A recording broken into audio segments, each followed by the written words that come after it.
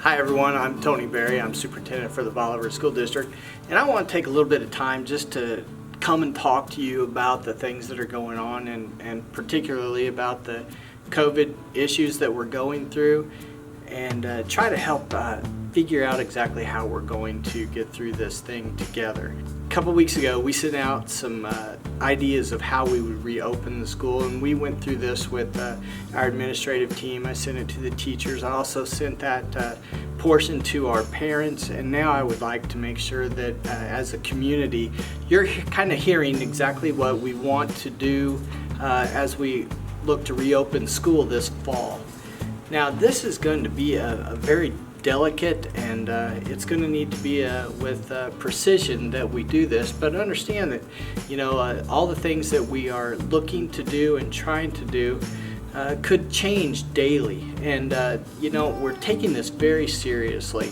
And why are we taking it seriously? Well, a couple years ago, several years ago in fact, we came together as a community and we started talking about what are the important things of our school, and we came up with 5 pillars. Quality faculty and staff, future ready leader development, lifelong learners, strong community and relationships, and safe learning environments. And that's what we're really going to be talking about in the next coming session, and I'm going to do several sessions in the coming weeks also to really relay exactly what we're trying to do. We have come up with a plan, and I want to talk to you about that plan a little bit. Please understand, these are just ideas at this point. We are going to have a full-on reopening plan that will be coming later towards the end of July. That hopefully we'll be able to answer every question.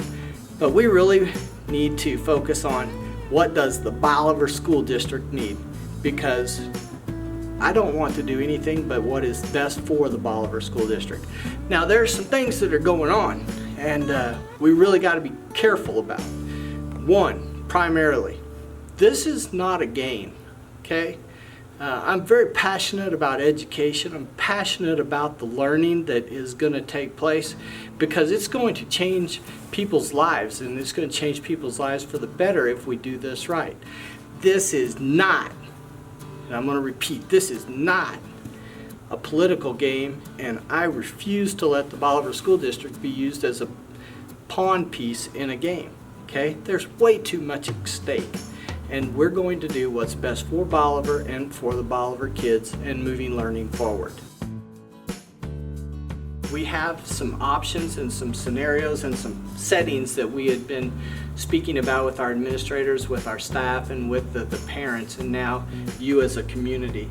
The first setting and the primary thing that we want to do, we want to open our school district up 5 days a week with intentional learning going on at all times. Now, if we are going 5 solid days a week, just like before, understand we're going to put some other things in place also.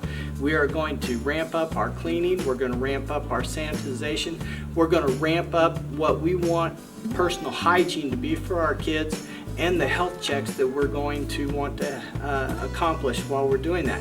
Now here's where this comes in, okay? This we cannot do alone. We're going to need to attack this as a community. All of us together, focused on making sure that we do the things right. Hygiene, I can't control that at your house. I can't control social distancing. I can't control all the other myriad of things that are outside of school. All we can control is what's in the school. I can't control if somebody sends a person to school that is symptomatic. Now we can control it once they get to school, but this is going to take a joint community effort, and I'm certain that we can pull that off if we're allowed to. Now, setting 2, 3, 4, and 5. These are all settings that will be dictated to the school district on we have to go into this phase because of how the reaction to either our health department, our government, our own school system is going to be approaching things. Setting 2 would have 4 days of learning, Monday, Tuesday, Thursday, Friday.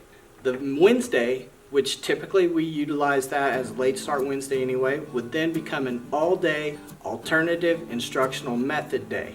We call it AIM. Now, that day will be utilized because, and you're saying to yourself right now, you're going, well, why are we doing that? You're not helping out with the social distancing. You're not taking care of getting the kids, less kids in the classroom. It's the same as anything. Why are we using that day? Well, here's the deal. This is what we are faced with, and please hear this and hear this good. By statute, and this is not something that's new, by statute, we are required to offer online instruction to any child in our school district that wants it. And we have been doing that. We've been doing that for about 1.5 years.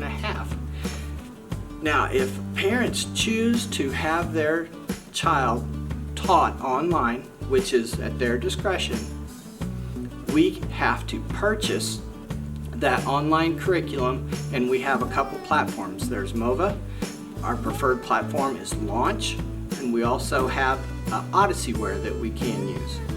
Now, those programs all cost a lot of money. For each child, it's going to be somewhere between $4,000 and $6,000 per child. Now, take into play if just 5% of our school district chooses to educate their students online. That's going to be about 130, 140 children want to have their education online. Multiply that times $6,000 per child, and we're looking at well over $600,000. And that would be a new expense for the district, and there are not any new revenues coming in. To combat that, the district would take the stance that we are going to offer our own online version of education, so we do not have to pay for that extra version. Now, I'm going to have teachers teaching all day. They're working their tails off to make this experience valuable and rich for each of the learners. And now, come to that, I'm going to say, oh, by the way, after you get through teaching your face-to-face courses, you are now going to instruct and prepare your online lessons for the kids also. I'd be asking our teachers to do double work, and I don't think that's fair. I think that we need to take care of our teachers that are taking care of our kids, and we would be utilizing that day primarily to develop our online lessons that would go out to the children that are taking the online courses. Now, setting 3 and 4 and 5, those are going to be settings that we would be able to move to should an incident come up where you have to social distance further and you have to say you have only 50% of the kids in class at one time. We would be able to offer 2 days of face-to-face instruction and 3 days of online instruction for each of those situations. In setting 4, if we were forced to say you have to have only 25% in, that would allow for each child to be getting 1 day a week of face-to-face instruction and 4 online. And then of course setting 5, man, we hope we don't go here, but we were forced to for the entire last quarter last year, where we're in a situation where schools are not allowed to have students in the building, and we would be 5 days of alternative instructional method.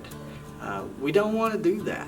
We understand that that is not the best way to educate a kid. I don't want to do anything in this setting except for Plan 1. But it is important that we prepare for what may come and what may happen. I'm going to tell you a couple things from the heart. From the heart. We came to this Bolivar community, and we love this Bolivar community. Me, my family, everybody. This is a community that's willing to step up. This is a community that will fight for what they know to be the right thing. Again, this is not political. You may very well not agree with the things that I just said. I am still coming to you saying, I want your feedback. I want you to tell me what you think. If you want to give me good, solid feedback, I encourage that. And you can call me at my office, you can respond to this post, but I say there's no reason to be mean, okay? What we've got to do is come together as a Bolivar community saying you are not going to hurt this community. We are going to get stronger because of this, and we need a little more kindness. We need for people to be able to say, here's what you could do. Not, you're so stupid, this is not gonna work.